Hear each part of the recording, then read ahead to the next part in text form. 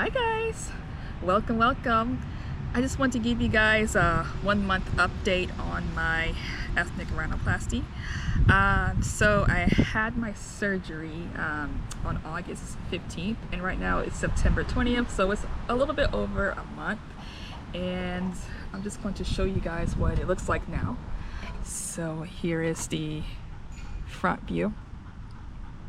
Still a little bit swollen, but I tape every day and it's getting better and better. Here's the side view.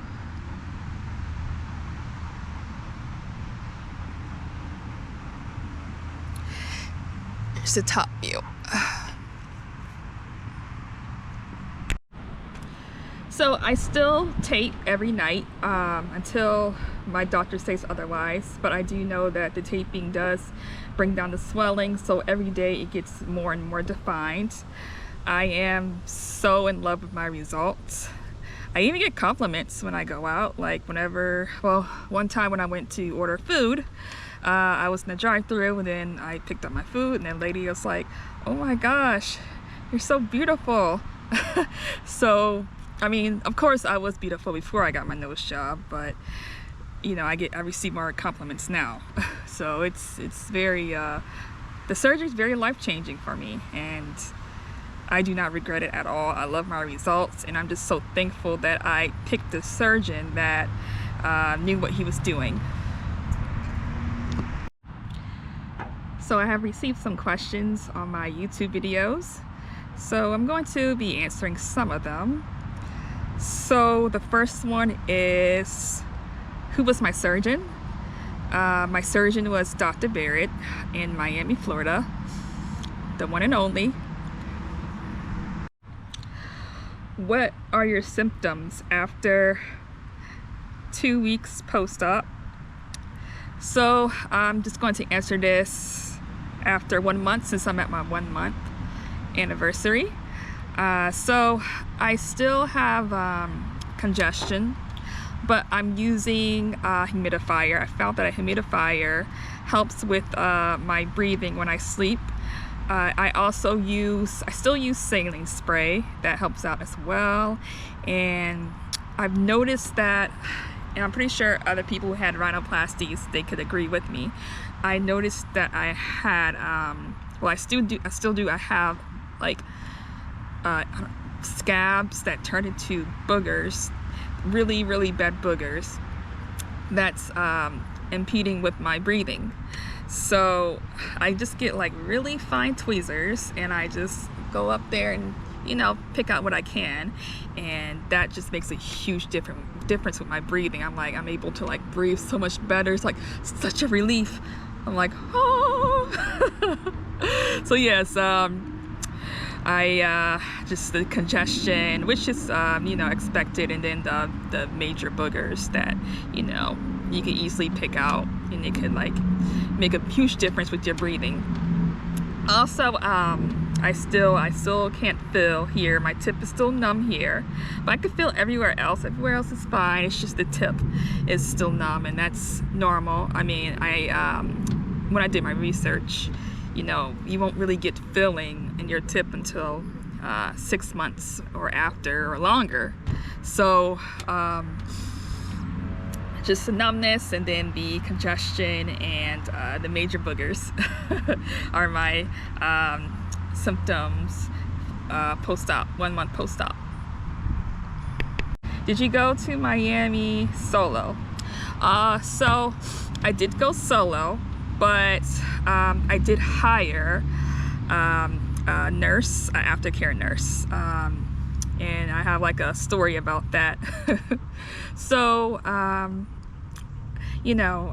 it's required for you to have like somebody take care of you after you get off of anesthesia, because the anesthesia drugs will make you loopy, and you're not right in your mind after surgery due to the drugs from anesthesia. So I hired this aftercare nurse online, and they're more used to caring for people with BBLs and lipo and tummy tucks, so they weren't really used to somebody who was getting a rhinoplasty.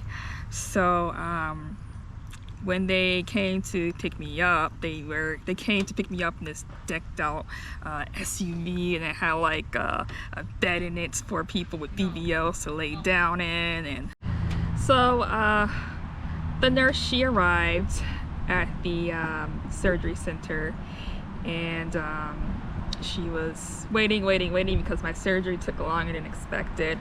And so I guess apparently she had like another person that she had to care for, so she decided to leave and care for that person and come back. But she decided to call just somebody else, like a driver, to come and pick me up and wait for me.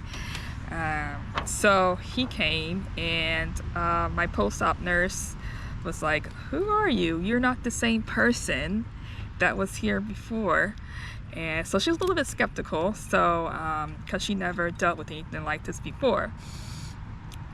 She never dealt with like post-op care nurses. So she came to my room, and she was like, "Hey, there's somebody else out there. So it's a male." And I'm like, "Okay, just get his ID and see if he's actually with the company that I hired." So she went out there, and she checked his ID, asked him some questions, and she was like, "Okay, but in order to, for your safety, I'm going to give you my number. You call me when you get to your hotel room, and I'm going to take pictures of his driver's license and his license plate, just in case, I get kidnapped, things like that." So I was like, "Okay, I really thank you. I thank you for looking out for me." So, I was loopy, didn't really know what's going on. So, I got in his big behind truck, and I was like, wow, this thing is like decked out with like a whole bunch of BBL stuff and just stuff that accommodates people who get that type of stuff, liposuction, BBLs, tummy tucks. So he drove me to my hotel room, and he was like, he's not like a nurse, aftercare nurse, he's just like a transporter, so he really didn't know what to do. So I came back to the hotel. He dropped me off at the hotel, and he was like, "Okay, your aftercare nurse will be here soon." So I was like, "Okay, fine." So I went into my hotel room, and I relaxed a little bit. And then I got a knock on the door, and it was the actual aftercare nurse that was supposed to be there. So she was really good. She helped me with my meds, and gave me some advice and stuff like that. So I was thankful for that. But honestly, I don't think you really even need a nurse or aftercare nurse or anything like that. I think all you need is a transporter, and you should be fine. You could take care of yourself. So, but that's a lesson learned. If I ever do get, any minor plastic surgery again, I'm just going to just hire a transporter to save me some money. Another question I got was, why did you choose US over Turkey? Because most African Americans go to Turkey to get their nose done. Turkey was on my list, actually. It was either, my surgeon that I have now, Dr. Baird, or Dr. Bora. That's his name, Dr. Bora. But I ended up choosing Dr. Baird because I just went with my gut. My gut feeling was very positive about him. So it was just truly a gut feeling of why I went with Dr. Baird instead of Dr. Bora. And I do not regret it. I love my nose, and I'm so happy with the results. Were you scared? Was it painful? No, I wasn't scared at all, actually. I think I was more, I was just more anxious. I couldn't wait for the results and how it was going to look. I knew it was going to be so good looking. So the feeling I had was more anxious instead of being scared. Pain, there was no pain at all. It was more of a pressure, uncomfortable feeling.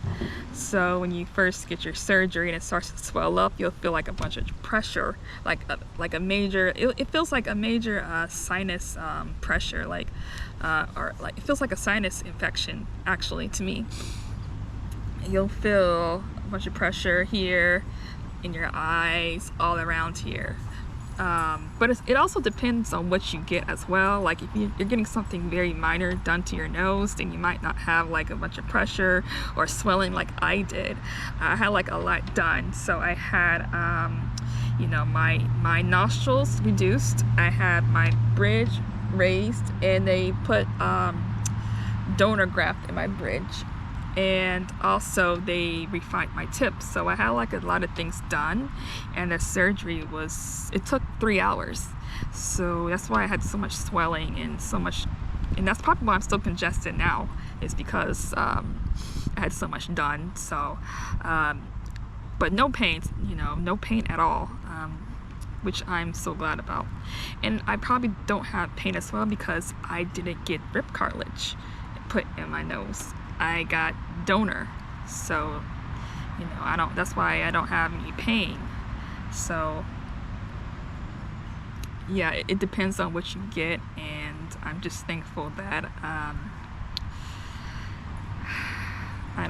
didn't have any pain post-op.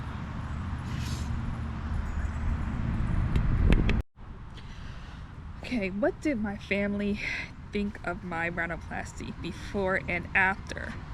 So before, they were terrified. They were basically begging me not to get it. One of my family members was begging me not to get it. They were trying to get me to get like alternatives of the rhinoplasty, like the fillers and stuff like that. But I told them, I was like, look, this is my decision and I'm going to stick with it. I mean, I've been wanting rhinoplasty since I was a child, so nothing's really going to change my mind. And as long as you do good research and you stay positive, then things will be okay.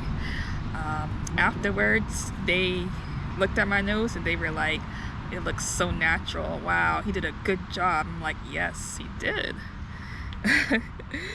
You know, I'm just not going to go to, I'm the type of person that, you know, do a lot of research before I choose what I want to do. So,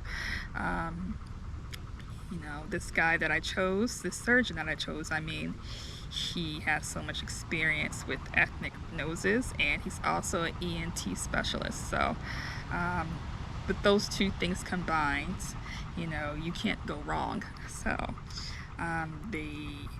now they realize, you know, hey, that's a good decision that you made, Paris. I mean, if you want to get a rhinoplasty, just go with somebody who you know will do a good job. So now they're loving my results. They tell me that I look like a totally different person, but it's just amazing how, you know, the change of your nose makes your face look different. So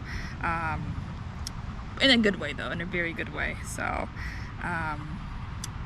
they're loving the results now. They like it. They think it's very cute and it fits my face.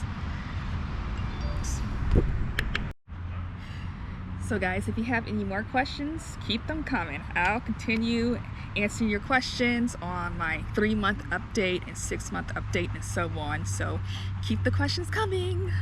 Okay guys, hope you enjoyed. Have a good day.